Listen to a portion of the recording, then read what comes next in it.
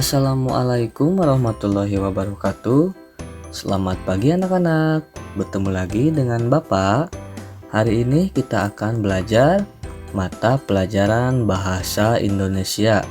Materi kita hari ini adalah tentang kalimat tanya. Nah, anak-anak, bacalah percakapan berikut ini antara Lina dan Dayu dengan nada dan intonasi yang tepat. Nah, anak-anak, di sini ada percakapan antara Lina dan Dayu. Mari kita baca bersama-sama. Lina berkata, "Dayu, bunga matahari yang kutanam sedang berbunga." Nah, Dayu menjawab, "Pasti bagus sekali. Bolehkah aku datang melihat?" Lina menjawab, "Tentu saja boleh." Nah, Dayu bertanya lagi, "Siapa yang merawatnya setiap hari, Lina?" Nah, Lina menjawab, "Aku dan ibuku bergantian menyiramnya setiap hari." Dayu bertanya lagi, "Di mana kamu menanamnya?" Lina menjawab, "Aku menanamnya di halaman belakang rumahku." Nah, Dayu bertanya lagi, "Apa saja yang dibutuhkan agar bunga matahari bisa tumbuh?" Lina menjawab, "Tanah yang subur, air, sinar matahari, dan pupuk." "Kapan kamu mau datang ke rumahku?" Dayu menjawab, "Sore ini setelah pulang sekolah." Nah, Lina menjawab, "Baiklah, sampai nanti Dayu." Nah, anak-anak, dari percakapan tadi, siapakah yang banyak bertanya pada percakapan itu?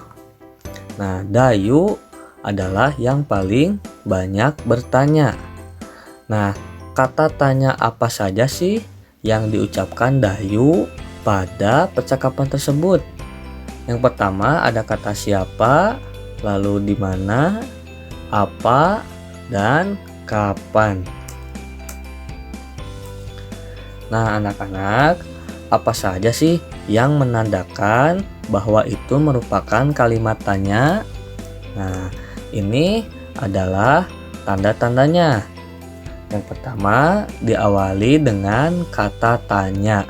Nah, kata tanya ini adalah apa, siapa, kapan, di mana, bagaimana, mengapa, atau berapa. Nah, ini merupakan kata tanya untuk kalimat tanya. Lalu, kalimat tanya itu pasti diakhiri dengan tanda tanya. Ini ya, tanda tanya.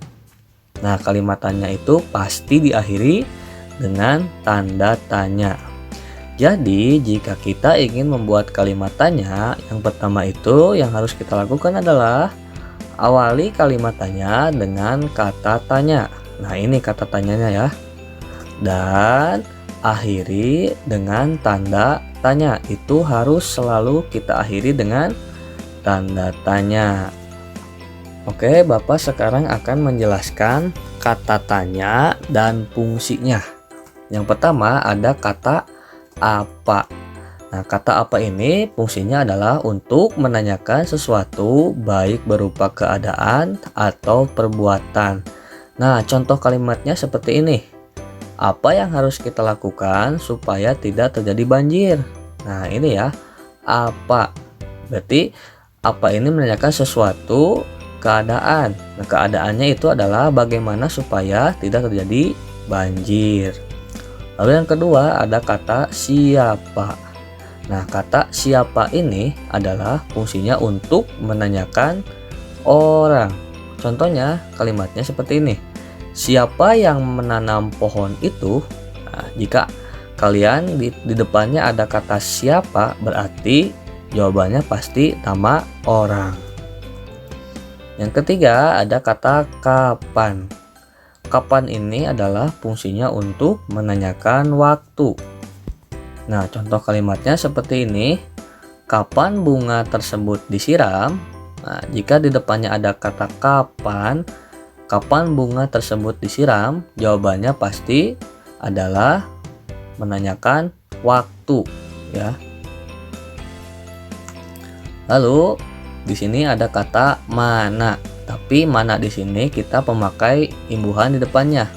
Kalau memakai di jadi di mana, kalau memakai ke jadi ke mana, kalau memakai dari jadi dari mana.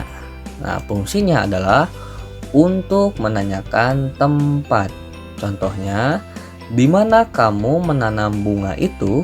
Nah, jika di depannya ada kata di mana, pasti jawabannya adalah tempat. Di mana kamu menanam bunga itu?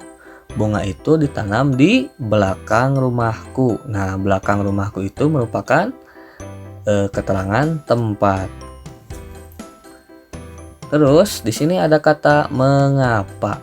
Nah, kata mengapa ini fungsinya adalah sebagai penanya alasan atau sebab sebuah peristiwa terjadi. Contohnya, mengapa tidak boleh membuang sampah sembarangan? Nah, mengapa? Pasti jawabannya karena membuang sampah sembarangan bisa menyebabkan banjir. Nah, seperti itu. Lalu ada kata bagaimana. Bagaimana di sini fungsinya adalah sebagai kata yang menanyakan cara atau proses. Nah, contoh kalimatnya seperti ini. Bagaimana cara membuat kue tersebut? Nah, jika ditanyakan bagaimana, pasti jawabannya adalah cara membuat kue. Oke, dan yang terakhir ada kata berapa. Kata berapa ini fungsinya adalah untuk menanyakan banyak, jumlah, atau satuan. Nah, contoh kalimatnya adalah berapa harga tas tersebut? Nah, jika di depannya ada kata berapa, pasti jawabannya adalah untuk menanyakan banyak, jumlah, atau satuan. Berapa harga tas tersebut?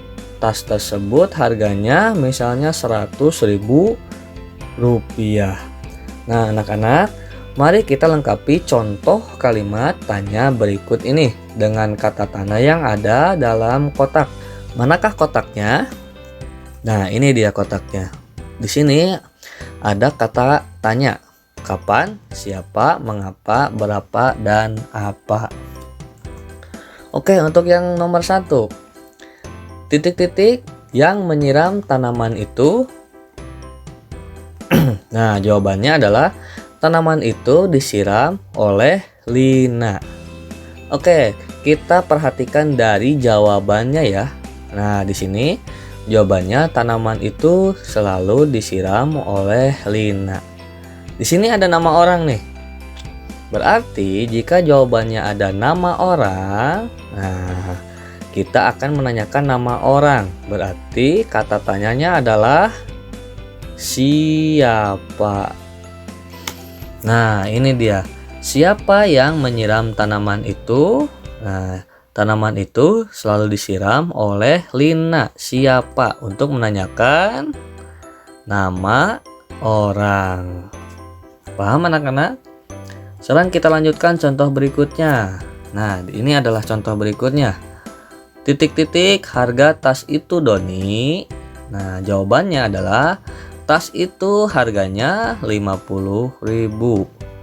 Nah, jika dilihat dari jawabannya, tas itu harganya 50.000. Berarti jawabannya ini menerangkan tentang banyaknya atau harga. Nah, jika jawabannya tentang harga, berarti kata tanya yang tepat adalah berapa, ya. Nah, berapa harga tas itu, Doni? Tas itu harganya 50.000. Jadi berapa di sini untuk menanyakan jumlah. Nah, anak-anak seperti itu ya.